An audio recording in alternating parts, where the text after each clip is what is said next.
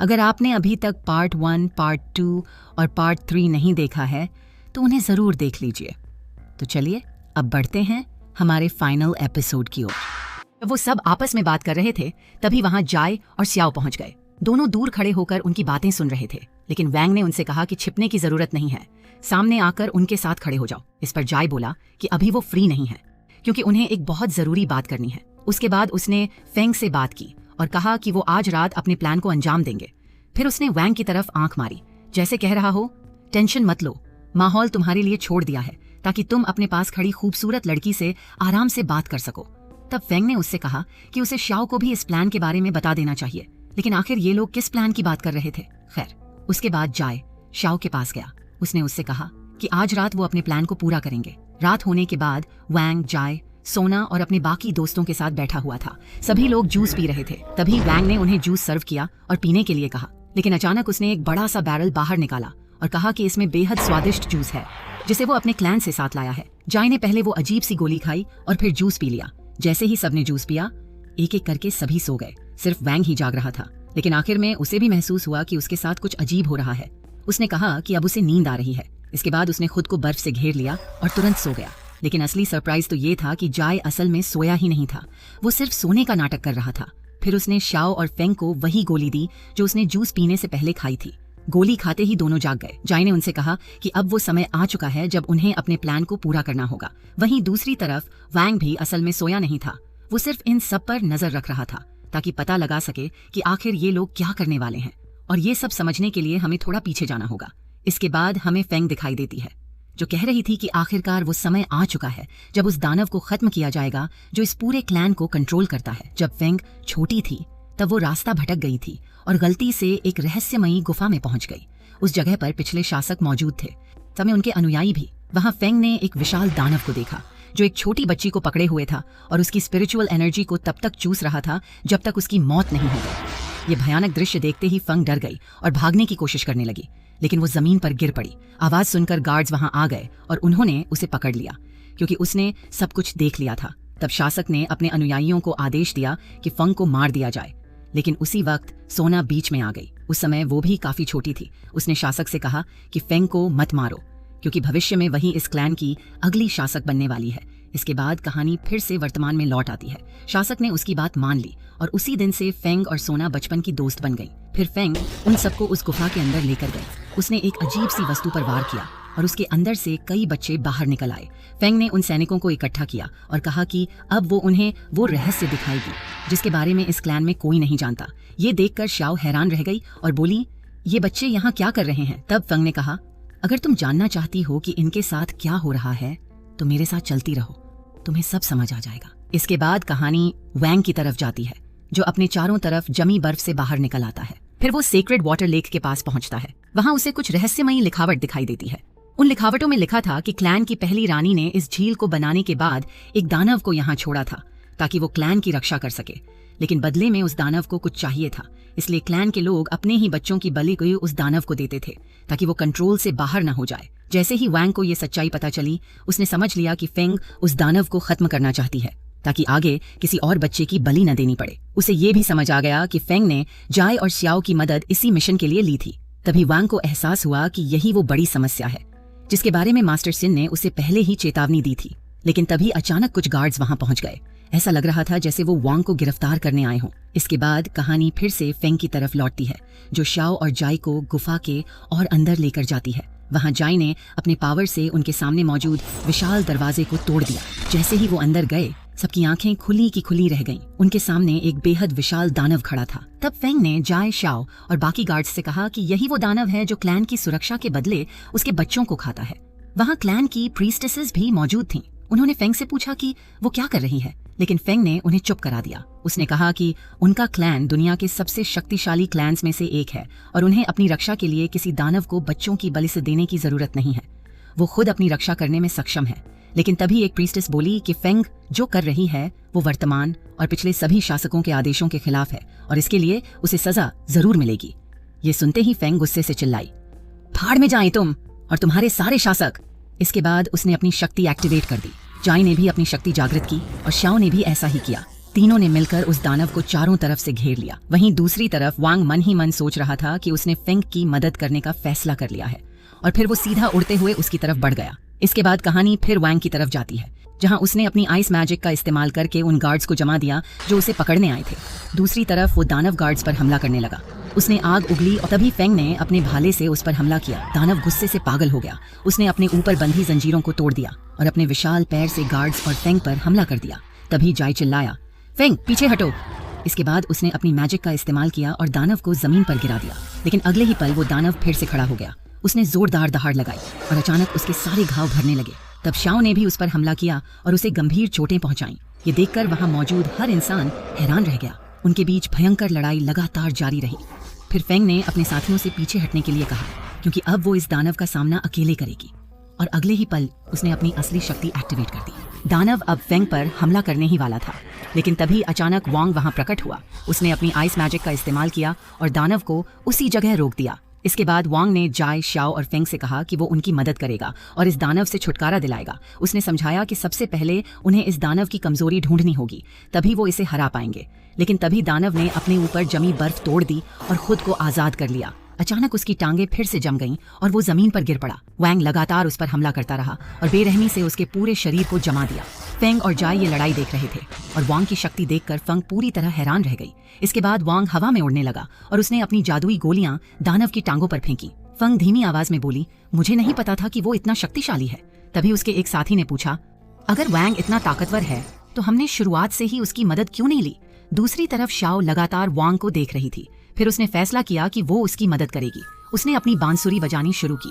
उस बांसुरी से एक रहस्यमयी ऊर्जा निकली और सीधे वांग के शरीर में प्रवेश कर गई। उस ऊर्जा की वजह से वांग की स्पीड कई गुना बढ़ गई। अब वो दानव पर पहले से भी ज्यादा तेजी से हमला करने लगा। लेकिन तभी दानव ने खुद को बचाने के लिए एक मैजिकल बैरियर, हालांकि वांग ने उसे बिल्कुल भी मौका नहीं दिया और बड़ी आसानी से उस बैरियर को तोड़ डाला। फिर वो जमीन पर उतरा और उसने एक तकनीक इस्तेमाल की, एस्ट्रोलॉजी स्किल। अचानक हर दिशा से बर्फ निकलने लगी और दानव के शरीर को भेदती चली गई। दानव बुरी तरह घायल हो गया और हिल भी नहीं पा रहा था। इसके बाद फेंग वांग के पास आई और उसकी मदद के लिए उसे धन्यवाद दिया। वो दानव को खत्म करने ही वाली थी, लेकिन तभी वांग ने अचानक दानव के चारों तरफ एक बैरियर बना दिया ताकि कोई उसे नुकसान न पहुंचा सके। ये देखकर वहां मौजूद कोई भी समझ नहीं पाया कि आखिर वांग ऐसा क्यों कर रहा है। तब वांग ने उन्हें सच्चाई बताई। उसने कहा कि अगर इस दानव को मार दिया गया तो एक बहुत बड़ी तबाही आ जाएगी। उसने समझाया कि इस दानव की आत्मा उस मैजिकल बैरियर से जुड़ी हुई है जो पूरे क्लैन की रक्षा करता है। अगर दानव मर गया तो वो बैरियर भी खत्म हो जाएगा। लेकिन फेंग ने उसकी बात बीच में काट दी और कहा कि इससे कोई फर्क नहीं पड़ता। उन्हें अपनी रक्षा के लिए किसी मैजिकल बैरियर की जरूरत नहीं है। फिर उसने उन विशाल मूर्तियों की तरफ इशारा करते हुए कहा कि वो सिर्फ पत्थर की मूर्तियां नहीं हैं, बल्कि असली दानव हैं और वो पूरे क्लैन की रक्षा के लिए वहां मौजूद हैं। तब वांग ने कहा कि जब वो पहली बार इस क्लैन में आया था तभी उसने उन विशाल मूर्तियों को देख लिया था। अगर बैरियर टूट गया तो उन दानवों को पता चल जाएगा कि क्लैन का गार्डियन बीस्ट मर चुका है और वो बिल्कुल शांत नहीं बैठेंगे, क्योंकि उन्हें क्लैन की पहली शासक का आदेश मिला हुआ है, क्लैन की व्यवस्था की रक्षा करो और किसी को भी उसे बदलने मत दो, और जो भी इस व्यवस्था को बदलेगा उसे मार डालेंगे। वांग ने कहा, उनमें से सिर्फ एक दानव की हल्की सी हरकत पूरे क्लैन को खत्म कर सकती है। लेकिन फेंग ने जवाब दिया कि वो उन दानवों का सामना कर सकते हैं। तब वांग बोला, उन दानवों की संख्या 108 है। हम अभी सिर्फ एक दानव को बड़ी मुश्किल से रोक पाए हैं। तो सोचो, अगर पूरे 108 दानव जाग गए तो क्या होगा? फिर उसने आगे कहा, मैं तुम्हें एक और बात बताना चाहता हूँ। एक बार मेरे क्लैन की जमीन पर सिर्फ एक ऐसा दानव दिखाई दिया था और वो लगभग पूरे क्लैन को नष्ट कर चुका था। तो सोचो, तुम्हारे क्लैन का क्या होगा अगर सारे दानव जाग गए? तभी अचानक रानी की सहायक वहां पहुंची और चिल्लाते हुए बोली, तुम लोग क्या कर रहे हो? अगर तुमने इस दानव को अभी मार दिया तो बहुत बड़ी तबाही आ जाएगी। लेकिन अचानक फेंग ने अपनी शक्ति एक्टिवेट की। उसने वांग का बनाया हुआ बैरियर तोड़ दिया और पूरी ताकत से दानव पर हमला कर दिया। अगले ही पल दानव मारा गया, उसका शरीर गायब हो गया और उसकी जगह एक रहस्यमयी मुकुट दिखाई दिया। फिर उस मुकुट से काली आभा निकलने लगी। वो हवा में घूमता हुआ सेक्रेड वाटर लेक की तरफ उड़ने लगा। वांग तुरंत उसके पीछे भागा। उसने अपनी शक्ति का इस्तेमाल करके देखने की कोशिश की कि क्या उन मूर्तियों के अंदर बंद दानव आजाद होने लगे हैं या नहीं, और सचमुच वो बाहर निकलने ही वाले थे। पूरा क्लैन तबाही के किनारे पहुंच चुका था। उसी समय वांग ने देखा कि फेंग अपनी बचपन की दोस्त और शासक सोना को लेकर वहां से भाग रही है। सबसे बड़ी समस्या ये थी कि क्लैन के चारों तरफ मौजूद सारे बैरियर्स पहले ही टूट चुके थे और वो विशाल दानव सच में आजाद होने लगे थे। तब वांग ने अपने पास खड़े जाय से कहा, तुम्हें किसी भी हालत में उस मुकुट को रोकना होगा ताकि ये दानव पूरी तरह आजाद न हो जाए। तब तक मैं सोना को फेंग से दूर ले जाने की कोशिश करता हूँ। इसके बाद वांग वहाँ से तेजी से निकल गया। वहीं जाय समझ नहीं पा रहा था कि वो क्या करे। उसे महसूस हुआ कि उसकी वर्तमान शक्ति उस मुकुट को रोकने के लिए काफी नहीं है। इसलिए उसने अपने मास्टर से संपर्क किया और उनसे मदद मांगी। और सचमुच वो रहस्यमयी व्यक्ति जिसे हम उसका महान गुरु जानते थे वहाँ प्रकट हो गया। वो सीधे उस मुकुट के पास गया और अपनी शक्ति का इस्तेमाल किया। काफी मुश्किल के बाद उसने उस मुकुट को रोक दिया। उसी समय सोना होश में आई और उसने सबसे कहा, फेंग को चोट मत पहुंचाना। जाय ने विशाल दानवों की तरफ देखा और पाया कि वो अभी तक हिले नहीं थे क्योंकि मुकुट घूमना बंद कर चुका था। दूसरी तरफ वैंग, फेंग और बाकी गार्ड्स तक पहुंच चुका था और शाओ ने भी फंग को रोककर सोना को उससे अलग कर लिया था। तब सोना ने सबको बताया कि अब उन विशाल दानवों को रोकने का सिर्फ एक ही तरीका बचा है, उसे वो मुकुट पहनना होगा ताकि मुकुट उसकी शक्ति को अवशोषित कर ले और वो मरे हुए दानव की जगह खुद एक नया गार्डियन बीस्ट बन जाए। तभी सब कुछ पहले जैसा हो पाएगा। लेकिन वैंग ने उससे पूछा, क्या इसके अलावा कोई और रास्ता नहीं है? दुख भरी आवाज में सोना ने कहा, नहीं, अपने क्लैन को बचाने का यही एकमात्र तरीका है। फिर उसने वैंग से कहा, मुझे आखिरी बार गले लगा लो क्योंकि मैं तुमसे प्यार करने लगी हूँ। वैंग ने उसकी इच्छा पूरी की। उसने अपना वो मैजिकल बैरियर हटा दिया जो किसी भी लड़की को उसे छूने से रोकता था ताकि सोना उसे गले लगा सके। इसके बाद सोना धीरे धीरे उस मुकुट की तरफ बढ़ने लगी ताकि वो उसकी शक्ति को अवशोषित कर सके। वैंग उसकी हालत देखकर बेहद दुखी था। जब फंग ने देखा कि सोना फेंग की अपनी गलती को सुधारने के लिए खुद की बलि देने जा रही है तो वो जोर जोर से रोने लगी। वो चीखते हुए उससे माफी मांगने लगी। इससे पहले कि सोना उस मुकुट तक पहुंच पाती तभी वांग को अचानक मास्टर सियान की कही हुई बात याद आई। उन्होंने कभी उसे एक खास जादू के बारे में बताया था। अगर कोई उस जादू का इस्तेमाल करे तो वो दुनिया की किसी भी ऊर्जा को अवशोषित कर सकता है और अगर वो ऊर्जा पर्याप्त शक्तिशाली हुई तो वो इंसान उन 8 महान राजाओं की तरह एक नया राजा बन सकता है, दुनिया का 9वां राजा। लेकिन समस्या ये थी कि आज तक किसी ने उस जादू को इस्तेमाल करने की हिम्मत ही नहीं की थी। तब वैंग ने सोना से कहा, तुम्हें उस मुकुट को अपनी शक्ति अवशोषित करने देने की बजाय उसकी शक्ति खुद अवशोषित करनी चाहिए, तभी तुम दानव बनने से बच सकती हो। और सचमुच सोना उस मुकुट के पास गई और उसकी शक्ति को अवशोषित करना शुरू कर दिया। उसी समय जाय का मास्टर जोर से चिल्लाया, मैं इस मुकुट को ज्यादा देर तक रोक नहीं सकता, जल्दी करो। लेकिन अगले ही पल सोना अचानक वहां से गायब हो गई। इसके बाद वांग ने वहां मौजूद सभी लोगों से कहा, अब हमें उसकी एक मूर्ति बनानी होगी और पूरी दुनिया में उसकी कहानी फैलानी होगी कि उसने अपने क्लैन को बचाने के लिए अपनी जान तक कुर्बान कर दी। वांग ने आगे कहा कि जब ये कहानी पूरी दुनिया में फैल जाएगी और हर इंसान सोना का सम्मान करने लगेगा तब उसकी आत्मा एक किंग स्पिरिट में बदल जाएगी और उस दिन वो दुनिया की 9वीं रानी बन जाएगी। उसके बाद जब भी वो चाहेगी इस दुनिया में वापस लौट सकेगी। कुछ दिनों बाद सोना की एक विशाल मूर्ति बनाई गई। चारों तरफ ये खबर फैल गई कि उसने अपने लोगों को बचाने के लिए अपनी जान कुर्बान कर दी। धीरे धीरे पूरी दुनिया उसका सम्मान करने लगी। इसके बाद वैंग ने जाय, श्याओ और सोना की सहायक से बात की। उसने कहा कि अब उन्हें सिर्फ धैर्य रखना होगा जब तक सोना पूरी तरह किंग्स में से एक में परिवर्तित न हो जाए। उसने समझाया कि इसमें बहुत लंबा समय लग सकता है लेकिन आखिर में उनका प्लान जरूर सफल होगा। दूसरी तरफ मास्टर शिन अपनी जादुई शक्ति से ये सब देख रहे थे। उन्होंने कहा कि वांग ने बिल्कुल सही फैसला लिया। उसने बिना किसी नुकसान के पूरे विमेन क्लैन को बचा लिया और उसे जो बुद्धि और ज्ञान दिया गया था उसका इस्तेमाल भी उसने सबसे बेहतरीन तरीके से किया। मास्टर शिन वांग से बेहद खुश थे। अगले दिन वांग सोना की मूर्ति के सामने खड़ा था। उसने धीरे से अपना हाथ मूर्ति पर रखा। उसी पल उसकी चेतना स्पिरिट वर्ल्ड में पहुंच गई। वहां उसकी मुलाकात सोना से हुई। सोना ने उससे कहा कि वो उस खूबसूरत जगह पर बहुत खुश है जहां अब वो मौजूद है। उसने ये भी कहा कि बहुत जल्द वो दुनिया की 9वीं रानी बन जाएगी। ये सुनकर वांग खुश हो गया क्योंकि उसका प्लान सच में सफल हो चुका था। उसी समय मास्टर शू उससे लड़कियों और उनकी खूबसूरती के बारे में मजाकिया बातें करने लगे। इसके बाद वांग वापस वास्तविक दुनिया में लौट आया। उसने सोना की सहायक को बताया कि सोना बिल्कुल ठीक है और उसका प्लान काम कर गया। ये सुनते ही वहां मौजूद सभी लोग खुशी से भर उठे। उनकी सारी मेहनत आखिरकार सफल हो चुकी थी। इसके बाद वैंग जाय के मास्टर के साथ बैठा हुआ था। अब हमें पता चला कि उनका नाम शू था। उसके बाद वांग कुछ अजीब सी चीज बना रहा था और शाओ और जाय उसके साथ मौजूद थे। वांग मन ही मन सोच रहा था, ये आदमी सच में जाय का गुरु है क्योंकि ये भी उसी की तरह बेहद शरारती और अजीब है। रात होने पर जाय की माँ और शाओ की टीचर वहां पहुंची। वो विमेन क्लैन के लोगों से दोस्ताना संबंध बनाने आई थीं।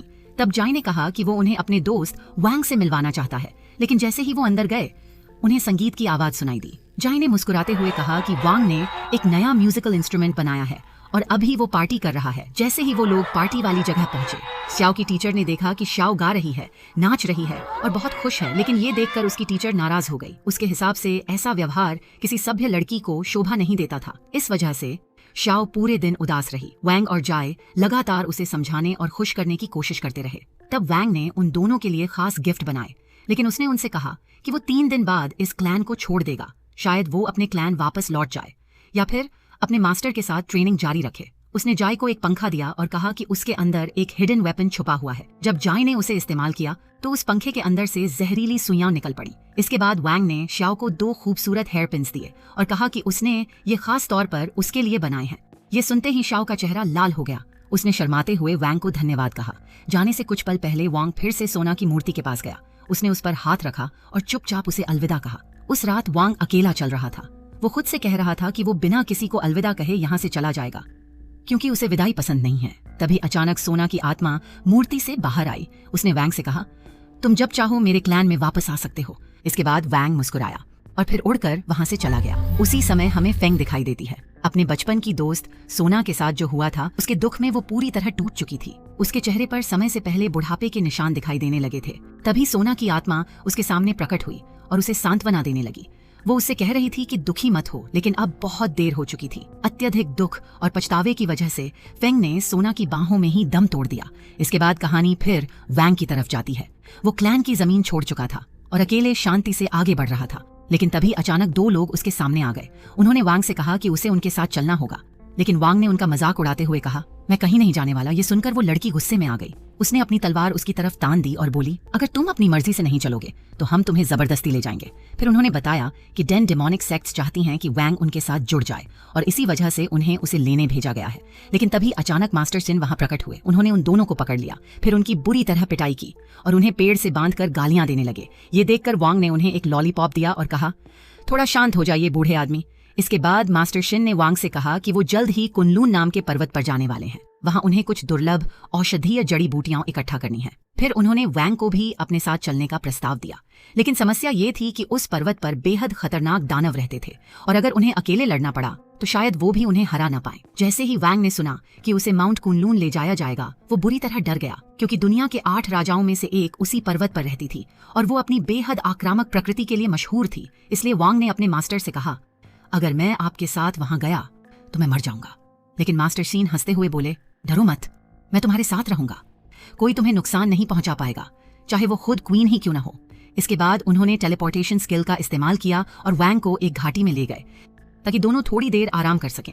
फिर मास्टर शिन ने वांग से कहा कि वो उसे अतीत के एक बेहद शक्तिशाली इंसान की याद दिलाता है। वो इंसान दुनिया का सबसे ताकतवर व्यक्ति माना जाता था, यहाँ तक कि एप किंग्स भी उससे डरते थे।